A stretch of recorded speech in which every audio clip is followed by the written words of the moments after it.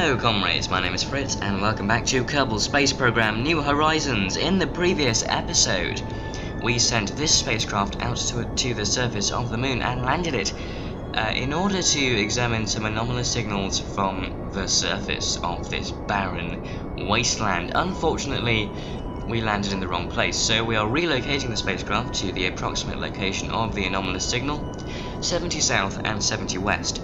I'm not even sure if I'm going the right way. Hopefully it should be fine. The idea is that we landed 306 degrees east, so if I can get 360 degrees and then another 70 around to the west, that's 130 degrees. It's quicker than going the other way, and hopefully it should use less fuel. So I'm going to take it up to about 500 meters per second, and oh crikey, that's not right. Let's burn radially. Stay on that southern trajectory before we move away from it too quickly. We are going nice and sideways, and we don't have enough solar panels. That's bad. Right, how are we doing? Where's the north line? I wish there was a thing like coordinate. There's the south line. Okay, let's do that. Move the orbit round to the south. Keep it on the south. Keep it on the south. That's nice now. Well, hey, we are good at this. We're not good at this. We're terrible. Right, this is probably going to be the final resting place of Malvis Kermit. Let's, let us point retrograde. There's the crater we're aiming for, or the edge of it at least. And we can go and see what that has in store for us. We're going to cut off a lot of velocity now. Hopefully we have enough fuel. Probably running on that central tank. No, we've got the outer tanks to go. Hang on a minute. Where's the fuel coming from? Ah, okay, 41 units. Hopefully that should be enough. I don't think it will be. This is bad. Oh my god. This has got to be timed to perfection. If not, then, well, we're in a bit of trouble, if I do say so myself, and I do. 240. Take it down to about 100. No. To 150. There we go. Let's see what that does. Oh, this is bad. I gotta keep that up. That's like no fuel at all. 15, 11. Oh my god. Come on, you can make it. 10 units of fuel left. This reminds me of my first moon landings in KSP. You have no idea how much fuel you need to use. That's 200. We're gonna wait. We're gonna wait. We're gonna wait. And let's wait some more. Oh my god, this is tense. Right. And burn. Burn, just burn. This might be just about perfect. 107. No, this is going to go horribly wrong. Oh dear. 4 units of fuel. 130. 120. That's 90. 80. 70. And there goes the engine. There goes the engine. Right. We're going to have to get Malvis out. And SS disengaged. Pilots are... okay. Run for your life. Run for your life. Goodbye. Goodbye and farewell. There goes the spacecraft. Oh no, it's so painful to watch now. Malva's hurtling towards the ground. There's the ship and survive. No. Ah, that's bitterly disappointing.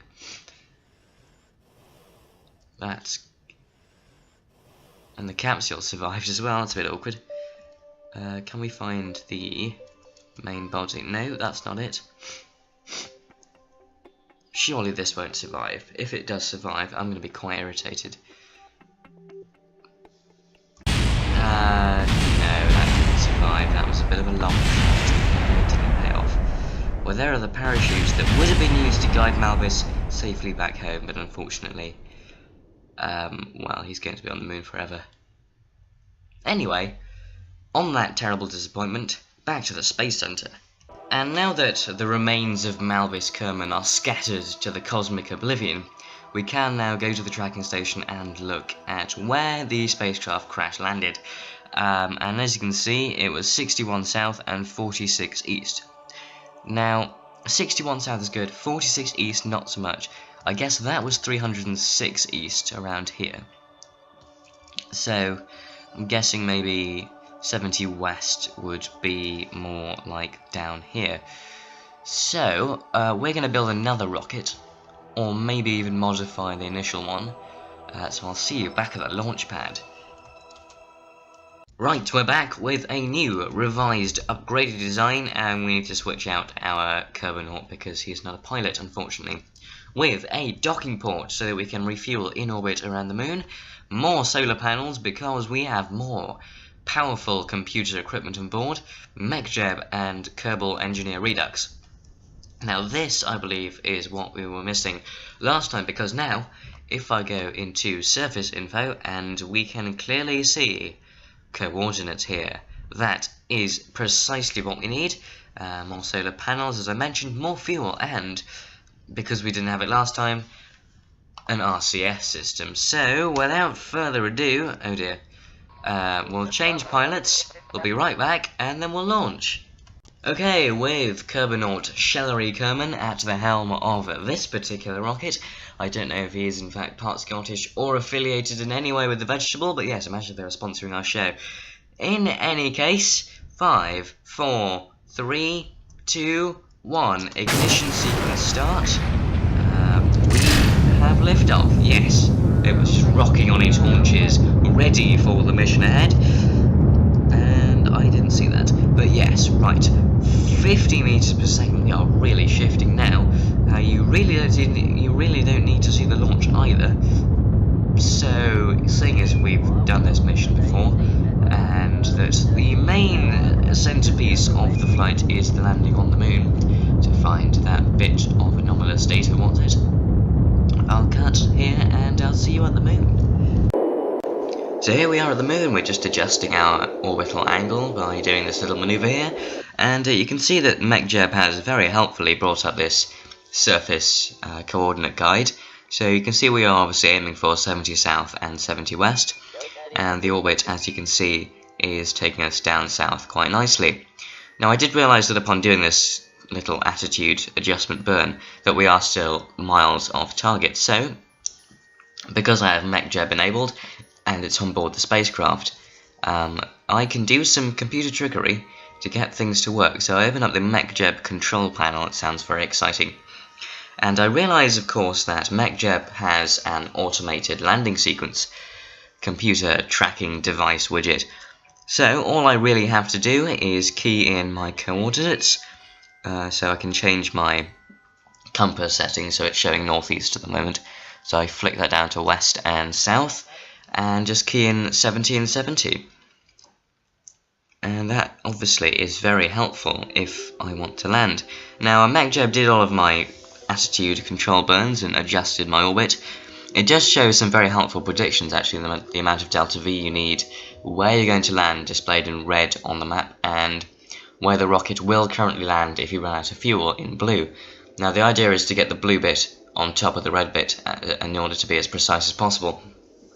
And 9 times out of 10, it does do that indeed. And here we are performing the braking burn, getting in quite close now. You can see Kerbin rising over the lunar surface. And the reason why I did this, not only to be more accurate, is so that I could concentrate on gathering scientific data whilst the computer flew itself, because I obviously need to be really vigilant about where the target is if I see anything in the vicinity as we land. Now, one thing you should probably be aware of with MechJeb is that it does give you a required delta V amount. Although, what you have to make sure of is that the stage that it's giving the readout for is the stage that you have enough fuel in to land. What I didn't realise at this point was that that was the case, and so I eject the spent stage, not realising that it thinks I'm going to land with that stage, and I'm only using the LV909. We're heading into the surface quite quickly, and you can see that it's pretty fruitless, even at full throttle, to avert disaster at this point as we hurtle towards the surface and bam, right there. Yes, Shallery is no more. Actually, no, this is good. We learned from our previous few crashes that ejecting before you crash the first time usually isn't survivable, so once we've slowed down a bit, we get him out, and yes, he catapults free, rather like the flat-out games on the Destruction Derby car crashes, and the battery stack just flying away uselessly. That's quite funny. And he just spins gently and serenely across the regolith. And we just load up the quick save and come in for a nice safe landing overall. So we've got this big rocket stage. I've transferred fuel from the lander into the transfer stage, just so we have enough delta V to get down to the surface. And then once we are at a nice conservative speed, we can indeed expend the rocket booster, detach it, and use the LV-909. Anyway, as we do here, so there it goes. We're at a nice slow speed, coming down quite nicely. You can actually set the landing speed. I set it a bit too slow. I was a bit too cautious this time to 0.5 meters per second. And there's the transfer stage crashing into the ground. I am still trying to figure out where the anomalous signal is coming from. Little did I know that there is a very easy way to figure this out, as we'll learn when we finally do touchdown successfully. So here we come, quite slowly. Not really much I can do but wait. I should really have set the descent speed a bit faster. Not sure why I didn't. Maybe I just left the setting at default at just 0.5. It's the same setting for the automated docking procedure, so I guess you'll want to dock slower than you want to land to avoid any damage to your mating spacecraft. In any case, we're coming down very nicely here. It's keeping us nicely on the retrograde, and we should be in for a nice, smooth landing. And you can see the rocket morphing into the surface there. That's been cured for the 1.0 update. We are, of course, playing in the beta edition of Kerbal Space Program because, well, once I installed these mods, the beta was a bit obsolete, but I didn't want to revert the process and do it all over again, because that would be a bit too stressful. And you can see the anomalous signal is coming from 4 kilometers or so southeast, and we do of course have to move the spacecraft over there. Unlike last time, we are much closer, so we don't need to use anywhere near enough fuel.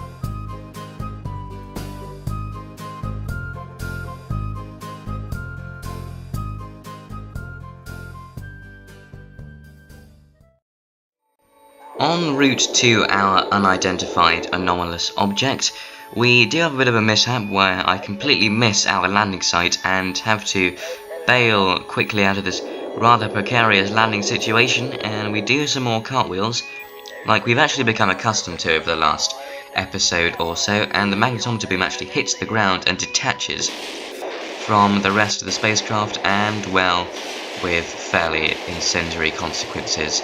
That's obviously going to happen in Kerbal Space Program. Anyway, no KSP episode will be complete without some explosive mishaps. So we're back on course now, and I realise at this point that I can actually see the target. It's glinting down there. I did initially think it was a lunar arch, but as we get closer, I do indeed learn that it is something that is very much out of this world, with particular emphasis on out of this world. You can see that we are now quite far away from our initial landing site as we fire our braking thruster to bring us down nicely next to the target. And all I can really do at this point is just sort of hold on in anticipation to find out what it actually is. And just checking the distances, making sure we're not going to overshoot. It looks like we're doing just fine. And everything is dandy. We're just trying to make sure we get all of the data recovered. This is where the SAS gets a little bit confused and tries to continue to point me, and this is what was ultimately causing those cartwheels on landing that we were having. We were going a bit too slowly for the computer to realise that we were coming in for a final approach, and was just switching our directional vectors around, which was making the computer track the wrong thing. Nothing that can't be solved as we just adjust ourselves and point ourselves back in the correct direction. We've probably covered all of the data points at this time, and we're just settling in for the final descent, so I won't bore you because we are going quite slowly. We'll slip into a fast forward sequence and we'll get to the surface.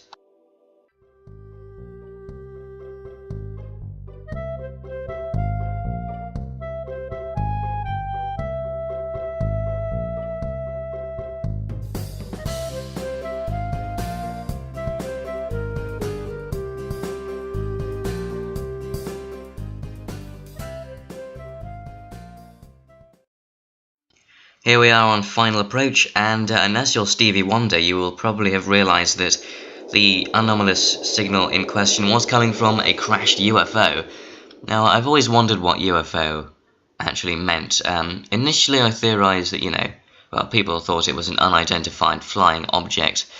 But yeah, we really don't need those in our airspace at this rate. I mean, people would start blaming the Russians, and then things would escalate into a small bit of nuclear war.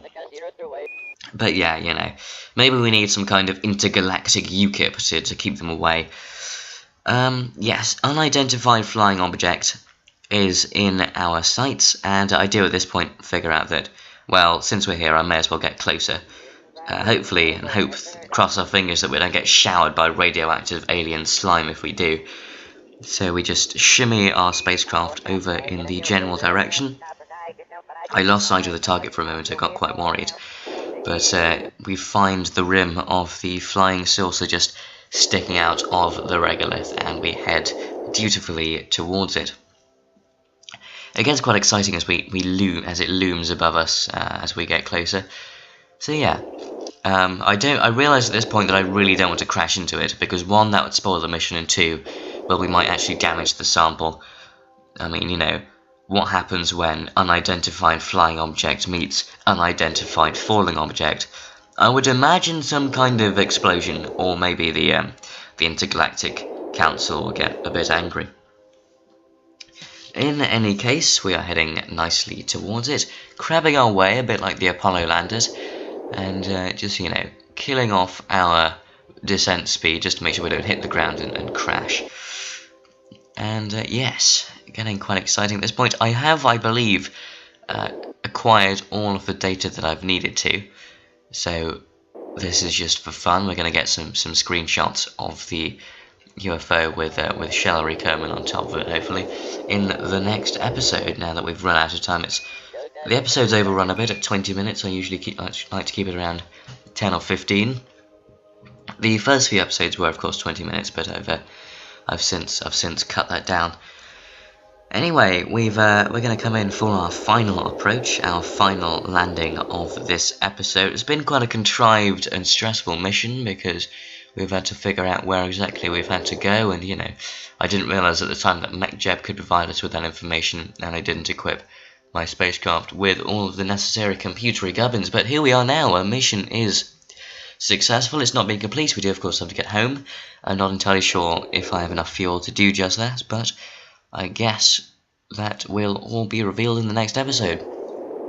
Now, the reason why I did this in post-commentary is because this mission was taking quite a long time. And also, on a different note, I'm recording this episode on Christmas Day, so when this episode comes out in about middle, late January, then yes, you'll all be well into the new year. I mean, yeah, Christmas was a bit dull. I mean, the only thing I did that was interesting is really prepare lunch. I mean, we had two piles in the kitchen, things that should go up the turkey's arse and things that shouldn't.